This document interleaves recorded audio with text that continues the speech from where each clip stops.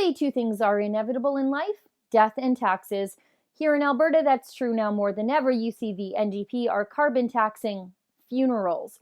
The situation all came to light when a bereaved family contacted the CBC, saying they thought they had been overcharged for cremation services. The funeral home had charged the family $100 extra for funeral costs, with a line item detailing these extra expenses as the carbon tax. So the family went to the CBC to tell their story, and then the CBC contacted the funeral home, who explained they had made a mistake and had accidentally miscalculated the carbon tax by a full decimal point, that the real charge should have been $10 for natural gas and transportation and carbon tax related expenses for maintaining a bricks and mortar building. Now, it may have been an accident. The overcharge may have been on purpose. I don't really know. I don't think we'll ever know. And it's not really why this all bothers me. You see, the NDP haven't explained the carbon tax well because they don't understand the carbon tax themselves. It's supposed to change behavior, but then in the middle of it, there's a rebate that takes all that incentive away. And so businesses are left struggling to figure out how to recoup these added costs from the carbon tax. And this, of course, means mistakes will happen and consumers will be overcharged or undercharged. Who the heck even knows? And this should bother us all for a much bigger, much grosser reason.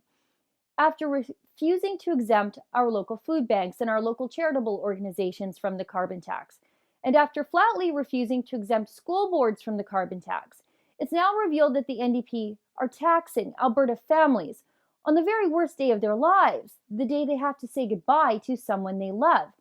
And to compound this ghoulishness, the NDP actually blamed Alberta funeral homes because they didn't just absorb this increased cost to their bottom line that the NDP handed them. Economic Trade and Development Minister Darren Billis said, and I quote, "It's disappointing that the company is choosing to increase their costs, which is a business decision should they so choose. But to blame the carbon levy is more than a little misleading to consumers," end quote. So Billis and his government are taxing the dead and grieving families, but the funeral homes are the bad guys for telling people about it. Can you even believe these people? I get it, Billis. You wouldn't want the funeral homes letting people know that the government is taxing the dearly departed. It might make you look a little bit like grave robbers, the kind of people who yank fillings out of dead bodies. Every person in Alberta is going to die. Every family in Alberta is going to have to bury someone they love. That's life. No one makes it out alive. But it would be a little less ghoulish if we could die without Rachel Notley's hands in our pockets.